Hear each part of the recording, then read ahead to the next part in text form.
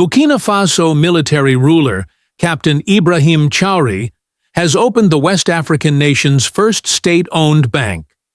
The bank, named the Treasury Deposit Bank, was officially opened in the capital Ouagadougou on Friday. The cameras flashed, the world blinked in the heart of Ouagadougou. Beneath the sharp Sahelian sun, Captain Ibrahim Traoré stood before a sleek black podium surrounded by AES leaders, foreign journalists, and thousands of cheering Burkinabe citizens. And with a calm, deliberate voice, he dropped a geopolitical bomb. We are launching the African Sovereign Bank, fully owned, operated, and defended by Africans.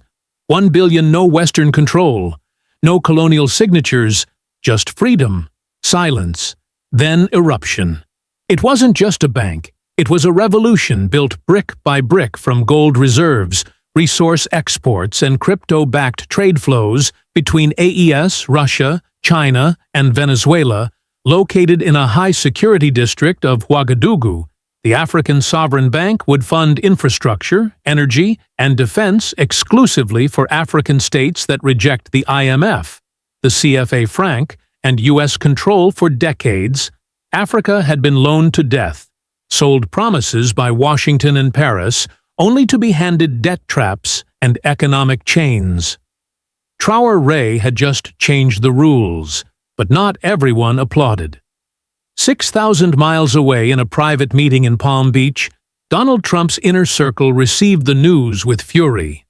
The former U.S. president, known for his obsession with control and loyalty, reportedly slammed his hand on the table and growled, "No effing way. If we don't control that bank, we crush it," to Trump. This wasn't about Burkina Faso. It was about the domino effect. The fear that more African leaders would follow, that soon the dollar would lose its grip, that Africa would rise without permission. He made one thing clear to his financial backers and intelligence contacts: this man is dangerous. Shut it down before others get ideas. But Traoré wasn't backing down. He smiled into the cameras, raised a black folder marked with the AES seal, and said, "They controlled our money. Now we control our future." And just like that, the financial war had begun. It didn't take long. Within 48 hours of Traoré announcement, the pressure campaign began, not in the open, but behind closed doors, through whispers and back-channel threats. In Abidjan, a high-level meeting was quietly held between U.S. embassy officials and select West African leaders loyal to Washington. No cameras, no microphones, just one message: shut down Traoré's bank or prepare to face consequences. But it was a call in Lagos that confirmed the worst. A senior official inside Nigeria's finance ministry leaked a recording Trump's voice. "You tell them this. If we don't get access, if we don't get control, I'll make sure that bank doesn't last the year. I'll crush it." The audio raced through intelligence networks like wildfire. Burkina Faso's presidential bunker went into lockdown within hours. Traoré was briefed, and his response, "So now we know what fear sounds like." Trump's words weren't just bluster. They were backed by machinery, a network of ex-diplomats, oil executives, and security contractors who saw the AES Bank not as a project, but as a direct threat to centuries of economic domination. Why? Because, for the first time since colonization, African leaders weren't asking for loans. They were creating capital. They weren't waiting for the World Bank. They were building one, and Traor's version came with no U.S. veto power, no French surveillance, and no Western conditions. Washington panicked. Wall Street trembled. The World Bank called an emergency summit on unauthorized regional financial structures, but it was already too late.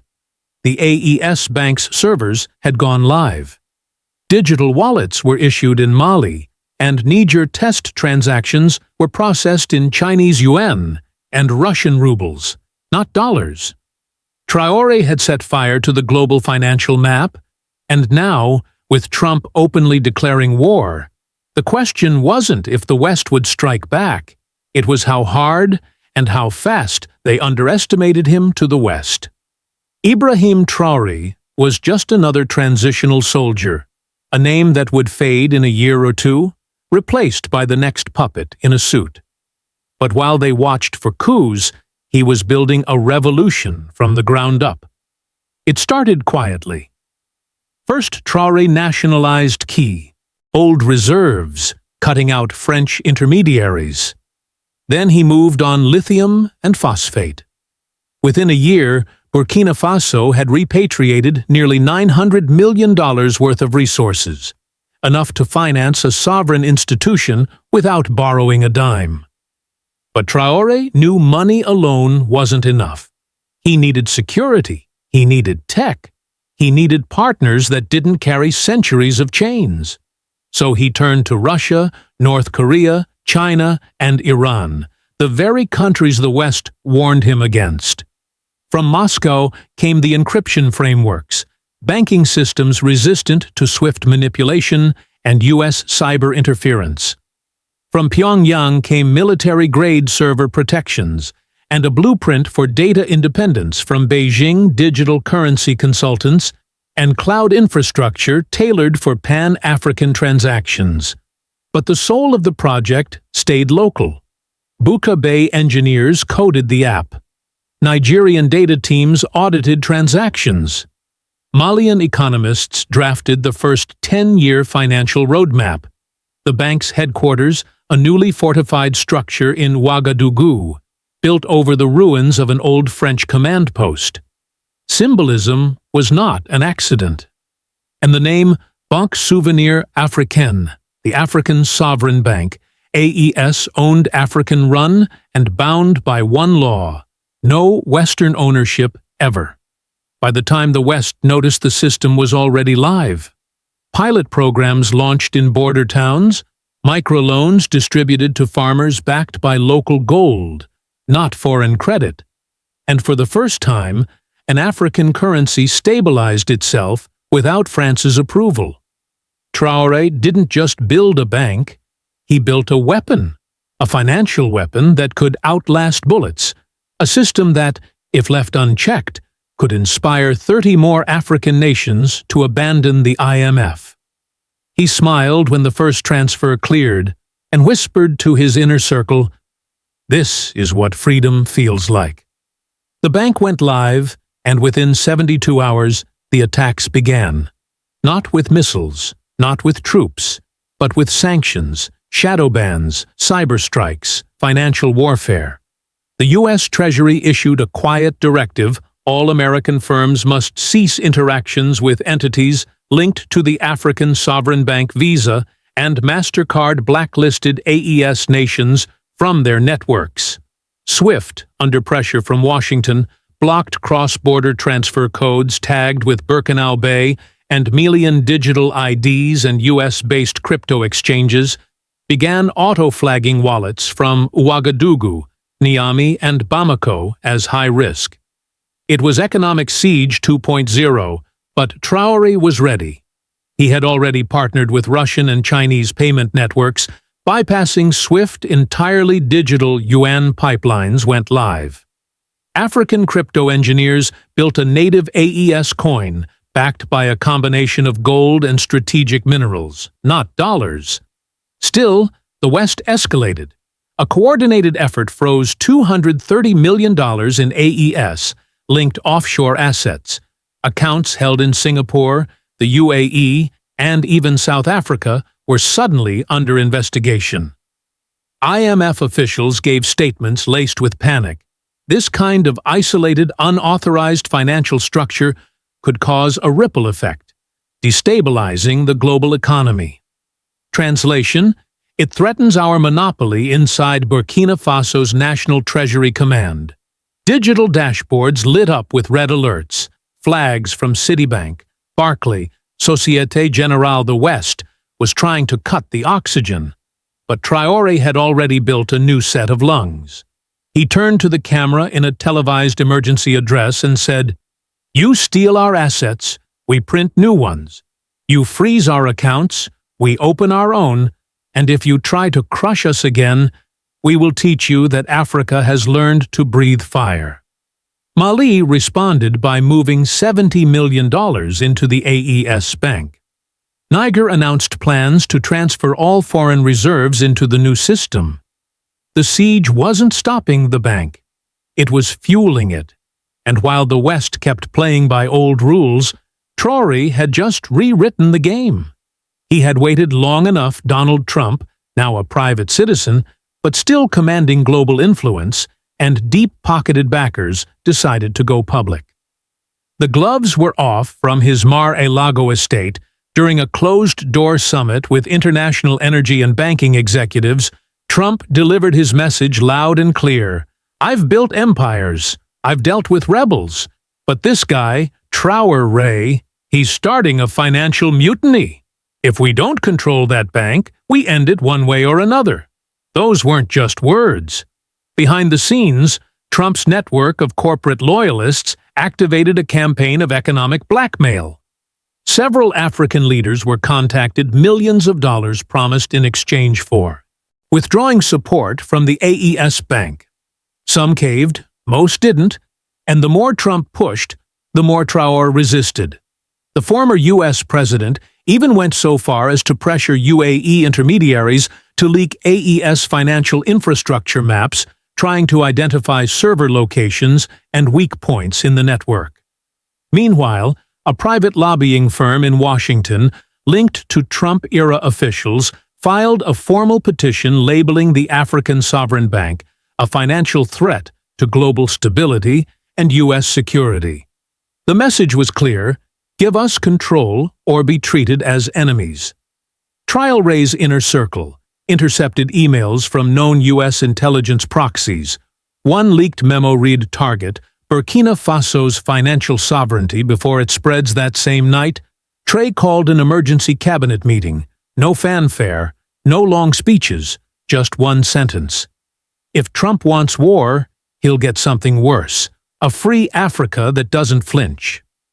The next morning, the AES Bank tripled its security. Underground data centers were reinforced. And in a symbolic move, Traoré had a golden plaque mounted at the bank's entrance. Not for sale, not negotiable, not afraid. Trump had drawn a line in the sand. But Traoré, he had already carved his into stone. It came just before dawn. No missiles, no bullets, just silence and a blinking cursor on a frozen screen. At 4:17 a.m. Ouagadougou time, the African Sovereign Bank's main transaction servers went dark. All outgoing transfers stalled, digital wallets locked, firewalls overloaded. To the public, it looked like a glitch. To insiders, it was War Birkin. A Bay cybersecurity analysts traced the breach back through layered proxies. The attack had originated from 6 masked IP clusters across Europe and North America, all bouncing through servers in Virginia, Texas, and an obscure cloud farm in Israel. Every sign pointed to one thing: a Western-backed cyberstrike. And this wasn't amateur work.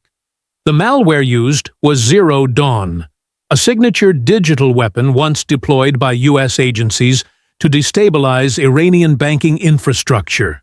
Its purpose not to steal, not to hack, but to cripple. For 47 minutes, AES's billion-dollar engine teetered on collapse. But then something extraordinary happened. The breach was stopped not by outsourced consultants or Silicon Valley heroes, but by a joint Pan-African cyber unit. Quietly trained in Pyongyang, North Korean code defenders had been embedded inside the AES project from day one. Their solution, a self-replicating counter-sentinel designed to trap foreign code, reverse, track its origin, and burn the source servers remotely. Within minutes, the malware was neutralized, a recovery script was deployed, and the final blow, AES analysts sent a digital echo, a ghost signal, back through the attacking servers, frying 3 key U.S.-linked gateways. Burkina Faso didn't just survive. It fought back. The next morning, a new message greeted anyone attempting unauthorized access. This system breathes the fire of 3 nations. Try again and burn. Traoré addressed the press hours later. They tried to crash our bank, but we don't build weak things in Africa anymore. From Wall Street to Langley, shock waves rippled. The attack had failed. The AES bank stood, and now the world understood this wasn't just a rebellion. It was a resistance, digitally armed, sovereign, and awake. When the smoke cleared, something powerful began to stir. Not fear, loyalty, pride, defiance. From the streets of Bamako to the markets of Kigali, the news of the cyber attack spread like wildfire, not just as a headline, but as a call to unity. Africa had just watched the West again try to strangle a dream, and for the first time, the dream fought back and won. Traoré didn't need to beg for support. The people and the nations came running to him. In Mali, students held candlelight vigils outside government buildings, holding signs that read, "Defend our bank, defend our future." In Niger, soldiers marched through Niamey's streets chanting "No to IMF, yes to AES." And in Guinea, President Doumbouya delivered a fiery speech to his parliament. They have their World Bank, they have their dollars. Let us build ours and never bow again. But the biggest shock came from outside the AES alliance. Kenya's deputy finance minister issued a surprise statement. The African Sovereign Bank represents the future. Kenya is open. And to discussion shortly after, Algeria, Tanzania, and Zimbabwe expressed interest in partial enrollment, exploring ways to move their foreign reserves into AES digital rails. It wasn't just about money anymore. It was about identity.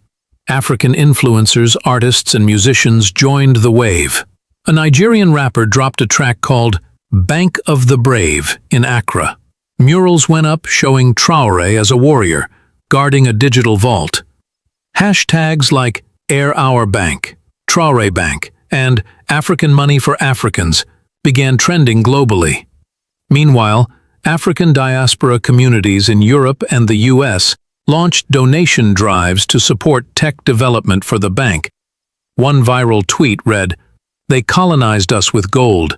Now we rise with code." Inside the bank headquarters in Ouagadougou, engineers cheered, not because the system held, but because the continent had rallied.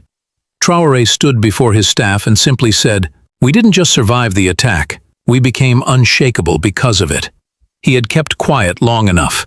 With media pressure mounting and Africa rallying around the AES Bank, Donald Trump stepped into the spotlight. Not with diplomacy, but with a punch at a packed press conference at Mar-a-Lago. With American flags behind him and oil executives flanking both sides, Trump leaned into the microphone and said, "I've built banks. I've built towers. I know power when I see it. This little soldier, Traoré, he's building a threat to America, and I won't let it happen." Gasps, cameras flashing, reporters scrambling for follow-ups. But Trump didn't pause. He doubled down. "We didn't build this world order so some nobody in Burkina Faso can hijack it with gold and Chinese code. That African bank shut it down. Or I will." Across the Atlantic. His words were heard loud and clear. Within hours, the AES presidential channel released a short video response. No fancy speech, no theatrics. Just Ibrahim Traoré standing in front of a wall of servers, arms crossed. His words were calm, deadly. "You can't shut down what you don't own. You can't threaten what's already free." Social media erupted. CNN called it a brewing economic Cold War. Al Jazeera labeled Trump's threats neo-colonial panic. Pan-African networks flooded the airwaves with the story. Africa's bank versus the American empire. The contrast couldn't be clearer. On one side, an aging billionaire clinging to the past. On the other, a 36-year-old military leader forging Africa's financial independence from the dust of stolen wealth. And then came the headlines that made Washington sweat. Brazil signals interest in AES-backed oil trade. Iran, Russia, and Burkina Faso explored joint currency zone. The pressure was boiling. Wall Street analysts warned investors of a potential seismic shift in global financial flows. The dollar's dominance had been challenged, not by China, not by Russia, but by Africa. And Trump. He wasn't finished. Behind closed doors, his team drafted a new strategy, one that wouldn't rely on sanctions or speeches, because if threats didn't work, something dirtier would. He'd had enough. Enough threats, enough arrogance, enough silence from leaders who should have stood taller. So Traoré lit a match and dropped it on the global stage in a thunderous live address, broadcast across Africa. Traoré walked onto the podium wearing his full military uniform, not for show, but for war. Behind him, the AES flag beside him, executives from the sovereign bank, and in his hand, a folder stamped with 3 letters, CIA. He opened it and spoke without flinching. This folder contains documents intercepted during the cyber attack, evidence that American intelligence operatives attempted to sabotage our bank, destabilize our state, and derail Africa's rise. Gasps across newsrooms, chaos in Western embassies. But Traoré wasn't done. He flipped the page and displayed a redacted memo. Target: Ibrahim. Traoré. Objective: bank disruption. Secondary regime replacement. Then came his final words. They call me dangerous. I accept it. Because I'm dangerous to those who built their wealth on our poverty. I'm dangerous to those who call our sovereignty a threat. And I will remain dangerous until every African child grows up without debt. A torch, you marsh bank of the brave Africa, defends itself in response. Trump's camp released a statement, dismissing the speech as a rant from a military dictator. But even mainstream Western analysts were beginning to waver. One former U.S. ambassador told the BBC, "Like it or not, Traoré is no longer a regional figure. He's a symbol. A global symbol of resistance to Western financial control, and that's what made him so dangerous. Because Traoré wasn't running, he wasn't hiding. He was standing and inviting the entire continent to rise with him. The lines were drawn. On one side, a $1 billion African bank backed by gold, digital resilience, and the will of sovereign nations. On the other, a furious former U.S. president, a threatened global financial order, and an empire desperate to maintain control. The world held its breath, but Africa moved. In a historic summit held in Niamey, the AES alliance announced the formal expansion of the African Sovereign Bank into a continental institution. No longer just for Mali, Niger, and Burkina Faso, now open to any African nation ready to cut ties with colonial debt chains. Within days, Guinea and Chad signed on. Algeria requested a digital wallet license. Zimbabwe sent gold reserves to back the bank's crypto stabilizer system. Even Ethiopia, once considered neutral, issued a public statement praising Traoré's visionary economic rebellion. And then came the shockwave. South Africa, Africa's biggest economy, opened diplomatic talks with AES representatives. The West panicked. IMF officials warned of a contagion of economic defiance. Wall Street began tracking AES coin fluctuations, and the U.S. Senate debated emergency policy responses. But none of it stopped what came next. In Ouagadougou, Traoré stood on a podium built over the old French Treasury building and raised his fist. They used our resources to build their empires. Now, we use our unity to build our freedom. The crowd roared, flags waved, drums thundered. Then, with the world watching, the African Sovereign Bank launched its first cross-border infrastructure investment, a pan-African railway, stretching from Niamey to Conakry, funded 100% by AES Bank, requiring zero Western approval. The meaning was clear. Africa is no longer asking. Africa is building. And Trump, he could threaten, he could rage, but he had lost the one thing he couldn't buy: control. Because now, for the first time in history, Africa had a bank it could die for, and a leader who'd already proven he'd die to protect it.